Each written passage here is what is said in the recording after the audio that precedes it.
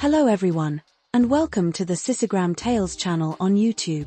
Today, I'm excited to share a brand new genderbender story with you all. If you enjoy my voice and the stories I share, please make sure to hit the like button, and don't forget to subscribe to our channel to receive regular updates. Now, let's dive into the story. Alexa slowly regained consciousness, her senses clouded by the lingering effects of the anesthesia. She blinked several times, trying to clear the fog in her mind. As her vision sharpened, she began to recognize the vague shapes of medical equipment and the pale green color of the walls that surrounded her. A soft voice broke the silence, speaking gently from her left. "Welcome back. How are you feeling?"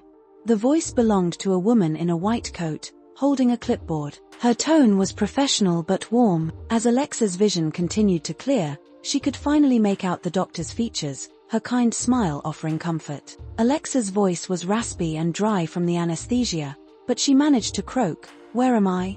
The doctor's smile widened as she reassured her, "You're in the recovery ward. The procedure went smoothly. Can you tell me your name?" Alexa paused, a sense of confusion clouding her mind as she sifted through the haze of her memories. After a moment, she finally managed. "I'm changing," Alexa said quietly, her voice filled with emotion. "Becoming who I was always meant to be." The doctor nodded approvingly. "Exactly. You've completed the first major step of your physical transition. Your body will need time to heal and adjust, but you've made a huge leap forward. How are you feeling emotionally?" Alexa took a moment, trying to untangle the swirl of emotions within her. Overwhelmed, scared, but also hopeful, she finally answered, "It's like I'm waking up from a long dream." The doctor nodded in understanding. "We have counselors available if you ever need someone to talk to. For now, focus on resting and allowing your body to recover. A nurse will be by soon to check your vitals and assist you with anything you need. Do you have any questions for me?" Alexa shook her head, still processing the enormity of the situation. "All right then," the doctor said with a final pat on her arm. "Get some rest. We'll talk more later. Welcome to the first day of your new life." As the doctor left, Alexa found herself alone with a whirlwind of thoughts. She cautiously explored her new body, marveling at the changes that were already taking place. It was really happening. The dream she had locked away for so long was becoming a reality. Tears filled her eyes as she allowed herself to cry, releasing years of pent-up emotions. Beneath the fear and uncertainty, she felt a deep sense of rightness, as though she were finally coming home to herself. As the anesthesia began to pull her back under, Alexa drifted into a peaceful sleep, a small smile on her face, eager to face the new day and her new self. The following morning, sunlight streamed through the blinds, pulling Alexa from her sleep. For a moment, everything felt unfamiliar, and her body ached in new ways. But then, the memory of what had happened rushed back, bringing with it a wave of excitement. She gingerly pushed herself into a sitting position, wincing at the soreness in her body. When she looked down, she noticed the bandages and medical dressings covering her torso. Tentatively, she placed a hand on her chest, her breath catching as she felt the slight swell there. It was real. Just then, there was a soft knock at the door. "Come in," Alexa called, her voice still raspy but noticeably higher in pitch than before. A cheerful nurse entered, pushing a cart filled with medical supplies. "Good morning. How are we feeling today?" the nurse asked with a warm smile. "Sore, a bit dizzy, but good. Really good," Alexa replied, her voice filled with both excitement and nervousness. "That's completely normal. Your body's been through a lot, but you're healing well. Let's check your vitals and change those dressings, shall we?" As the nurse worked, Alexa asked her questions about her recovery and what to expect next in her transition. The nurse, patient and experienced, offered calm reassurance. "Remember, this is a marathon, not a sprint," she advised. "Your body needs time to adjust to all these changes, so don't push yourself too fast." Alexa nodded, trying to contain her excitement. "I know, it's just, I've been waiting for this for so long. It doesn't feel real." The nurse smiled kindly. "I can only imagine, but you've got your whole life ahead of you now. Take your time and enjoy the journey." After the nurse left, Alexa made her way to the small attached bathroom, leaning heavily on an four stand for support. Her heart raced as she faced the mirror. The reflection looking back at her was still familiar, yet subtly changed. Her features were softer, her hair longer and now falling in gentle waves around her face. Though much of her body was still hidden beneath the hospital gown, she could see the early signs of the transformation in the shape of her chest. Tears welled up in her eyes as she whispered to her reflection,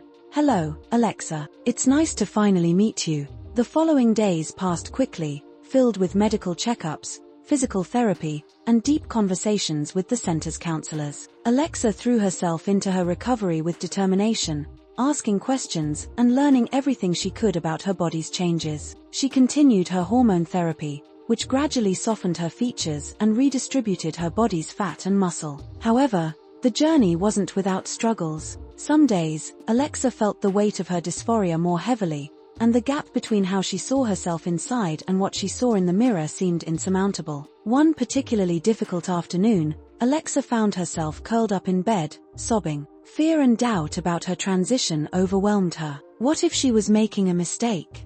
What if she could never truly live as the woman she felt she was inside?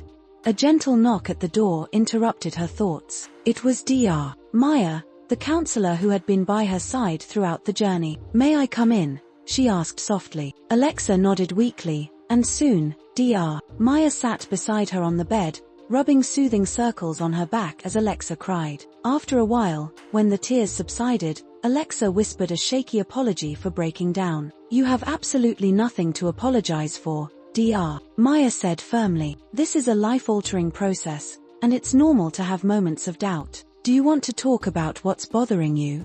Alexa, still shaky, replied, "I don't even know what triggered it. It just feels like I'm trying to climb this enormous mountain, and I can't see the top." Dr. Maya nodded understandingly. "It's a big journey, but remember, you don't have to do it all at once. Take it one step at a time." They talked for a long time, with Dr. Maya listening patiently to Alexa's fears and insecurities. By the end, Alexa felt emotionally drained but much calmer. "Thank you," she said softly. "I don't know how I'd get through this without all of you." Maya smiled kindly and squeezed her hand. Later, Alexa took solace in writing in her journal. She had begun this habit as a way to process the overwhelming changes. She wrote a letter to her future self, hoping that in years to come, the fear she felt would seem distant. As the days passed, Alexa's outings outside the center became more frequent and significant. Each new step in the world beyond the facility brought triumphs, but also new challenges. One of her first trips outside was to a farmer's market with Dr. Maya. Alexa practiced her social interactions, speaking with vendors and learning how to navigate the world as her true self. She made small victories, like buying peaches from a vendor without hesitation, simply existing in the world as a woman. But despite these accomplishments, Alexa couldn't help but feel a lingering sense of longing. She wondered if she would ever have the chance to become a mother. Maya reassured her that while it was a possibility, there was time to think about it later. For now, Alexa focused on savoring each small victory. At the center, Alexa continued her recovery, growing stronger with each passing day. She began to feel a sense of kinship with the women around her, no longer seeing them with envy, but as a reflection of herself. She no longer felt like she was pretending to be someone else, she was becoming who she had always been. As her discharge day approached, Alexa was filled with a mix of excitement and apprehension. She was eager to begin her new life, but leaving the comfort of the center was daunting. The final days were filled with exit interviews, last-minute counseling sessions, and emotional goodbyes to the people who had become like family. Maya, in particular, had been her rock throughout the journey, and parting with her was hard. "You're ready for this," Dr. Maya assured her during their last session. "You've come so far, and you have all the tools you need. You're not the same person who walked through those doors months ago. You're stronger now, more yourself than you've ever been." On the morning of her discharge, Alexa carefully prepared herself for the day. She wore a soft floral sundress, paired with comfortable sandals and subtle makeup. She wanted to step into the world as her authentic self, feminine, but not overstated. Before leaving, she wrote a letter to her past self, expressing gratitude for the courage to take the first steps on her journey. When it was time to leave, Alexa felt a mix of emotions as she stepped into the sunlight for the first time as her true self. She felt the weight of her old life, her old name, fall away. She was finally Alexa, body and soul. Her new life was just beginning. Alexa's new chapter started with a taxi ride to her new apartment.